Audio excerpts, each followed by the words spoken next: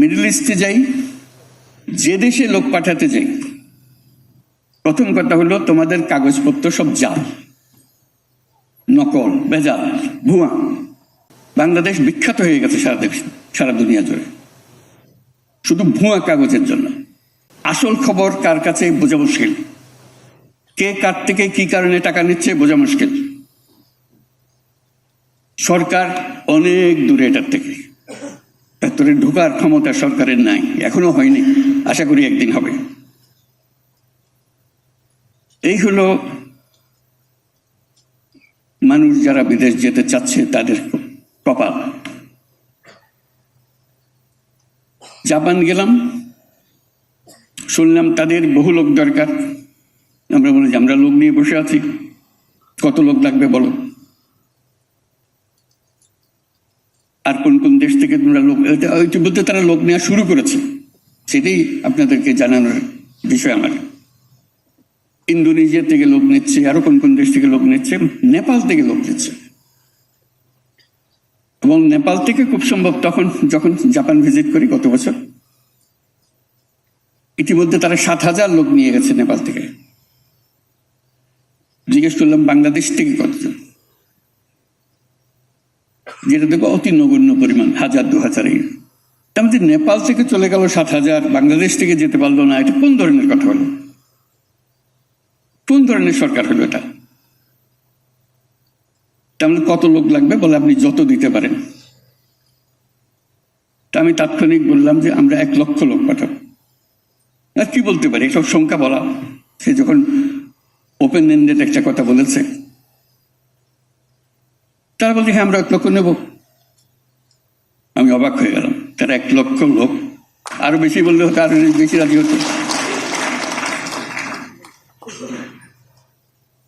আমি বললাম যে 5 বছরে 1 লক্ষ, 1 বছরে লক্ষ্যতে পাঠবো বুঝতেছি, কাজে একটা কথা বলতে হয়। বললাম যে 5 বছরে 1 লক্ষ লোক পাঠাবো, যত দিনে বলো, তোমার কোনো অসুবিধা নেই, যত পারো। শর্ত কি? জাপানি ভাষা জানতে হবে। স্টাইল হোক রুচিশীল, পরিচয় হোক রাজকীয়, e commerce platform palace of classy, যেখানে ফ্যাশন মেলে আত্মবিশ্বাসে। শীতের হুডি হোক বা গরমের আরাম, আমরা আছি আপনার পাশে। 100% অরিজিনাল প্রোডাক্ট, দেশের যে কোনো প্রান্তে, ফ্রি হোম ডেলিভারি। অর্ডার করতে ইনবক্স করুন এখনই। Palace of classy, B classy, be confident. তার একটা স্কিল থাকতে হবে, এই হতো শর্ত, আর কিচ্ছু নেই। আমাদের খুব সোজা একটা জিনিস নেবার জন্য সরকার বসে আছে, দেশ বসে আসে, জাপানের মতো দেশ। চিন্তা করেন, কেউ যদি জাপান যায়, 5 বছর 2 বছর কাটিয়ে আসে, তার ভাগ্য কিরকম খুলে যাবে। আর ফিরে আসবেই বা কেন? বল যারা এসছে তারা এখানে থেকে যায়, তাদেরকে জাপান ফেরত যেতে দেয় না, তার লোক দরকার। তার মধ্যে আরো মজার কথা,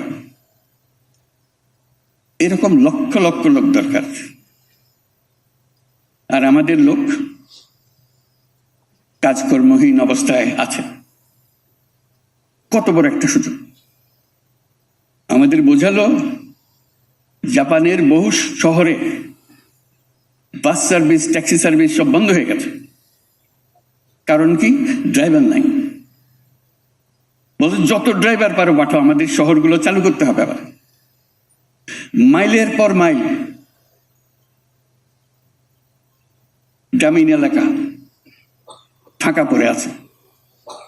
আগে কৃষি কাজ হতো, কৃষিতে খুব উন্নত দেশ সেটা, তারা they are very proud of their agriculture. জনশূন্যবিহীন, মানুষ নাই, জন নাই, বাড়িগুলো শূন্য পড়ে আছে, ট্রাক্টর ইকুইপমেন্টস সমস্ত পড়ে আছে।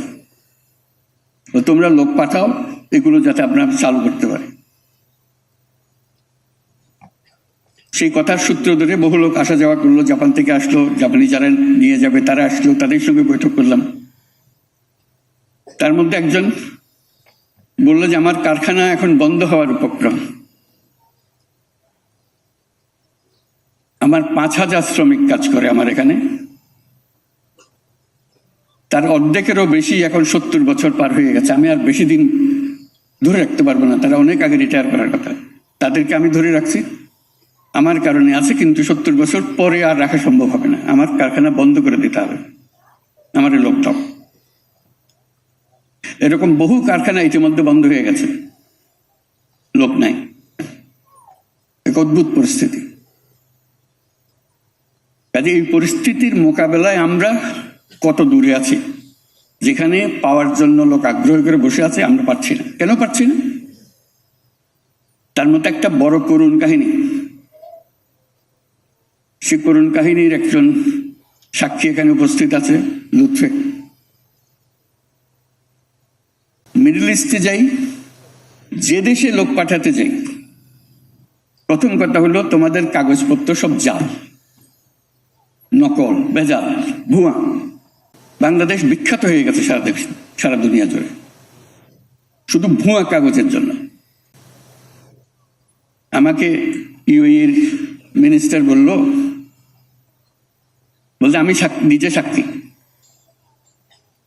যে মহিলার সঙ্গে আমি আলাপ করলাম, সে বললো সে ডাক্তার।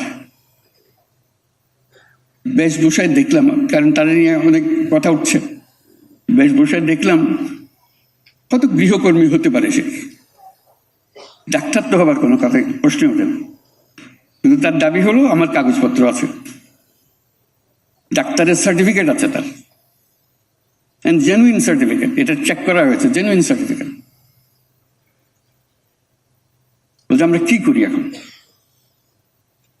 অবশেষে তারা বাংলাদেশ থেকে লোক নেওয়া বন্ধ করলো। আপনাদের হয়তো মনে আছে, একেবারে টোটালি সিল, বাংলাদেশে কোনো লেখা মানে সব কাগজ ভুয়া। এক জালিয়াত জাতি হিসেবে আমরা পরিচিত হয়ে গেছি। লুৎফে বহুবার গেছে মাপ চাইবার জন্য, যাদেরকে মাফ করে দাও, সামনের থেকে এটা ঠিক হয়ে যাবে। তাকে বারবার পাঠাচ্ছি, বারবার গিয়ে সে অনুরোধ করছে, আমরা এরপর থেকে নিজেরা চেক করে দেব। ওরা বলছে না, এই সিদ্ধান্ত আমরা পাল্টাতে পারবো না, কেন আমাদেরকে এত ঠকাইছে এই পর্যন্ত। প্রতিটি কাগজ ভুয়া। এইগুলো অবস্থা। এই দরজা খুলছে কিনা জানি না, একবার শুনলাম অল্প একটু খুলেছে। শুধু একটা দেশ না, একাধিক দেশের একই অভিযোগ। তোমাদের লোক নেব কি করে? কাগজপত্রের সব ভুয়া।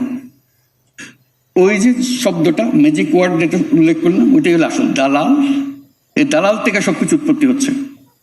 সে কাগজপত্র তার কারখানাতেই তৈরি হয়ে গেল সবকিছু, দেশের সঙ্গে তার কোনো সম্পর্ক নাই। কি কাগজ লাগবে মানিয়ে দিচ্ছি, যাকে যে কথা বলে তার থেকে টাকা আদায় করে একবার তার প্লেট পৌঁছে দিলে সে টাকা সব পেয়ে যাচ্ছে। আমাদের কপালে কি এই থাকবে? আমরা একটা জালিয়াত দেশ হিসেবে, জালিয়াত জাতি হিসেবে বেঁচে থাকবো? সবার দরজা একের পর এক বন্ধ করে দেবে?